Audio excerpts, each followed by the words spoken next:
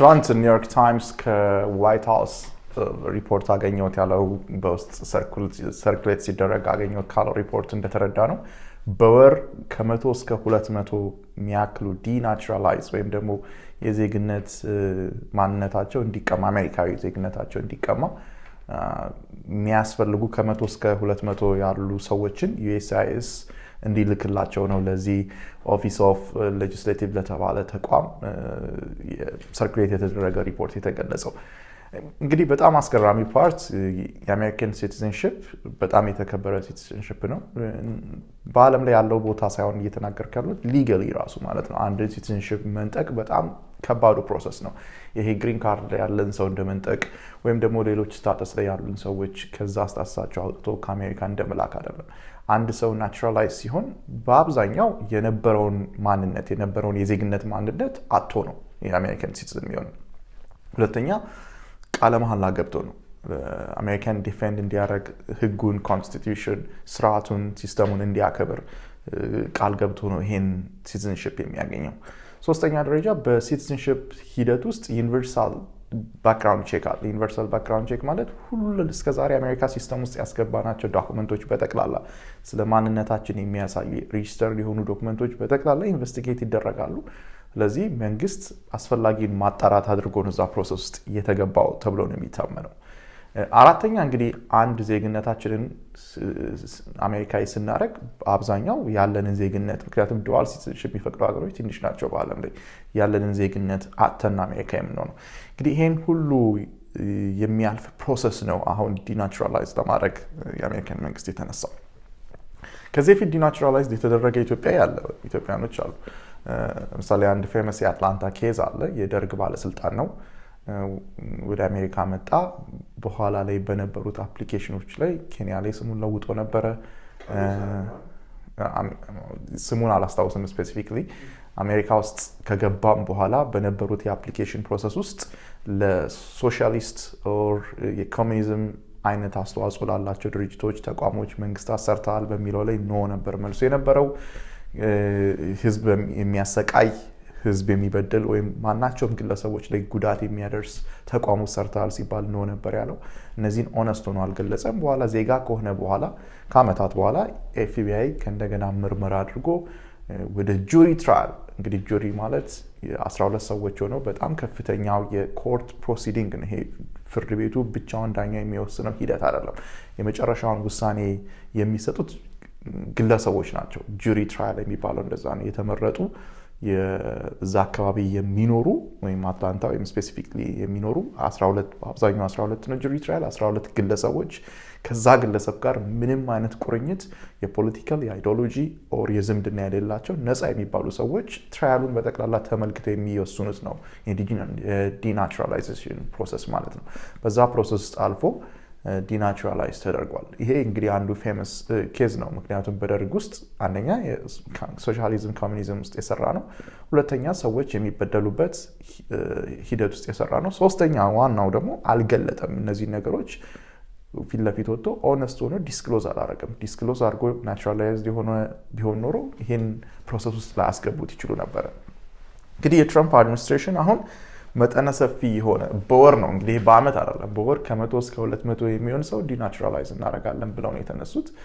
ይሄ ምን አይነት ፒክቸር እንደሚሰጠን በጣም ከባድ ነው። የመጀመሪያው ይችላሉ ወይ ነው። በወር ከ100 እስከ 200 ሪሊ ኢዝ ኢት ፖሲብል? ሪሶርስ የሚጠይቀው ሪሶርስ ከፍተኛ ነው። አንድ ሰው ዲናቹራላይዝ ለማድረግ ይሄን ሁሉ ፕሮሰስ ከተካሄደ 100-200 ሰው በምን አይነት ሪሶርስ በምን አይነት ፓወር ነው በምን አይነት ሞቢላይዜሽን ነው ዲናቹራላይዝ ማድረግ የሚቻለው? ለኔ ግልጽ አይደለም እውነት ለመናገር።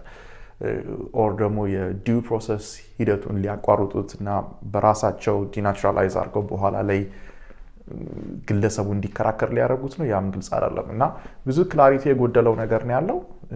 ግን አስጊም ነው እንግዲህ the most safe የሆነ environment naturalized መሆን ነው። አሁን እንግዲህ ዲናቹራላይዝ እናደርጋለን ሲሉ ሴፍቲ የሚሰማቸው አሜሪካዊ ነኝ ብለው በኩራት የሚናገሩ ሰዎች ሁሉ አሁን ሊደነግጡ የሚችሉበት ወቅት ላይ ነን ማለት ነው። I think it's more political ከህግ ይልቅ። ለምንድነው ፖለቲካል ያልኩት? ቅድም ያልኩት ነው የህግ ፕሮሰሱ የሚያስኬድበት መንገድ በጣም ረጅም ነው። ብዙ ሪሶርስ የሚጠይቅ ነው። ስለዚህ ኢቨን ከፖለቲካልም አንጻር ፕሮፓጋንዳ ነው ነገር ወይስ እውነት ነው በዚህ ደረጃ ሊሄዱ አስበዋል የሚለው ነገር ለእኔ እስካሁን ግልጽ አይደለም። በሂደት ብዙ የምንመለከተው ነው። ፕሮጀክት 2025 የሚል ፕሮጀክት ትራምፕ ሲመጣ ትራምፕ ይሄን ዲስአቫው አድርጎታል። አልቀበለውም ምን የለውበትም ብሏል። ነገር ግን የዋይት ሃውስ የበጀት ኃላፊ ፕሮጀክት 2025 አርክቴክት የሚባለው ግለሰብ ነው አሁን ላይ ማለት ነው። እዚህ ፕሮጀክት 2025 ላይ የቦርደር ዛር የሚባለው ቶም ሃም ኤንድ ስቲፈን ሚለር አርቲክል ጽፈዋል እዛ መጽሐፍ ላይ ማለት ነው። እና ከእነዚህ አርቲክሎች አንደኛው ስለ ዲናቹራላይዜሽን ነው።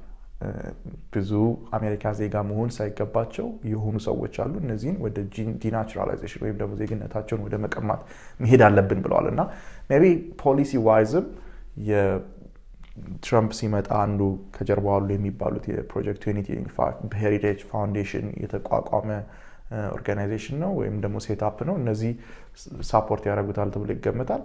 በቅርብ የሄሪቴጅ ፋውንዴሽን ኃላፊዎች ባደረጉት ስቴትመንት የትራምፕ አድሚኒስትሬሽን ፕሮሚስ ባረገልን ወይም ቃል በገባልን መጠን የኢሚግሬሽን ኢንፎርስመንት እያደረገ አይደለም ብለው ከሰውታል።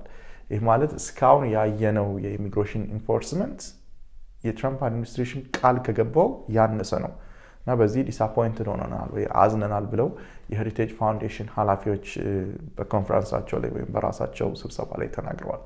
እንግዲህ ይሄ የሚያሳየን የዲናቹራላይዜሽን ፕሮሰሱ አንዱ የእነዚህን ሰዎች ዲስአፖይንትመንት ሬክቲፋይ ለማድረግ ወይም ለማረም ወይም ደግሞ ለማስደሰት ሊሆን ይችላል። መጀመሪያ ላይ እንዳልኩት አንድን ሰው ዲናቹራላይዝ ማድረግ ወይም ደግሞ ዜግነቱን መቀማት እጅግ በጣም ከባድ የህግ ፕሮሰስ ነው። ቀላል አይደለም። በጣም ብዙ ፕሮሰሶች ያስፈልጉታል። ሲግኒፊካንት የሆነው ዜጋ ሲሆን ያልገለጣቸው መሰረታዊ ሜጀር የሆኑ ኢንፎርሜሽኖች አሉ። እነዛን ቢገልጥ ኖሮ ዜጋ አይሆንም የሚለውን ማስረዳት ያስፈልጋል።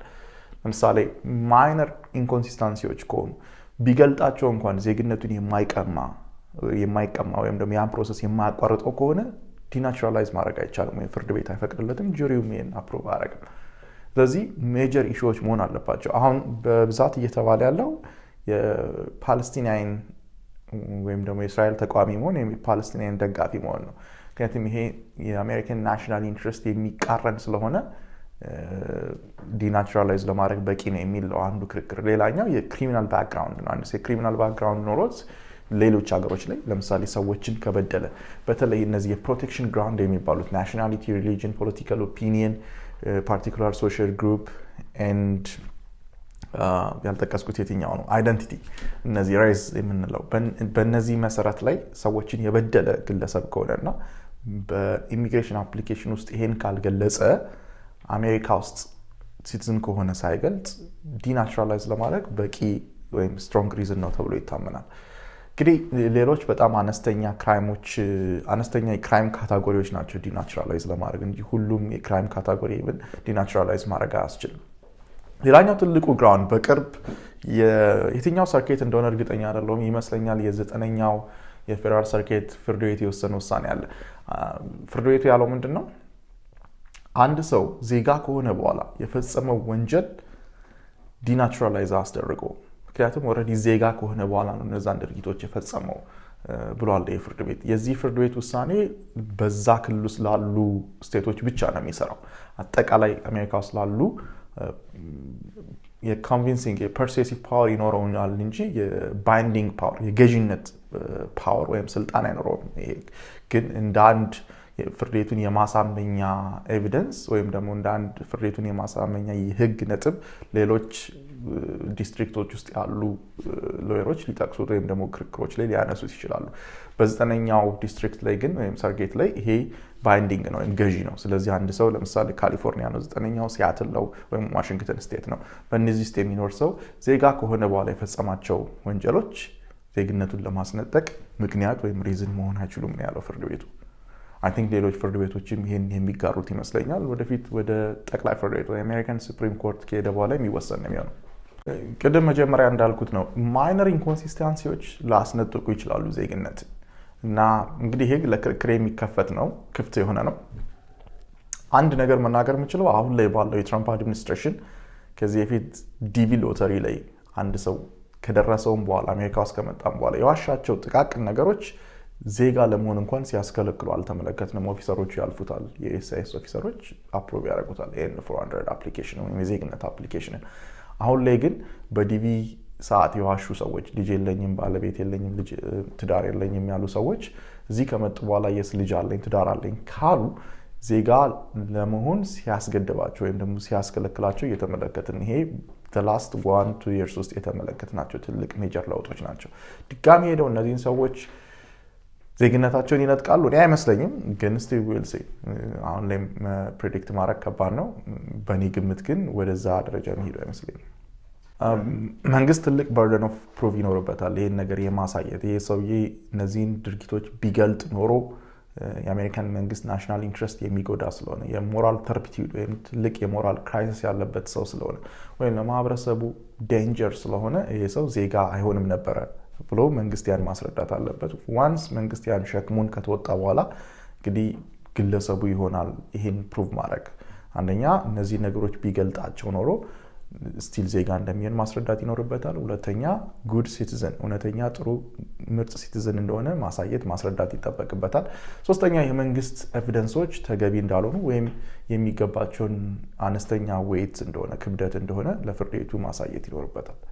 እንግዲህ ሌላ ተጨማሪ ከአሜሪካ ውስጥ ቢወጣም መኖር እንደማይችል ብቸኛ ዜግነቱ አሜሪካዊ እንደሆነ ስቴትለስ እንደሚሆን ሌላ ማሳየት ይጠበቅበታል ማለት ነው።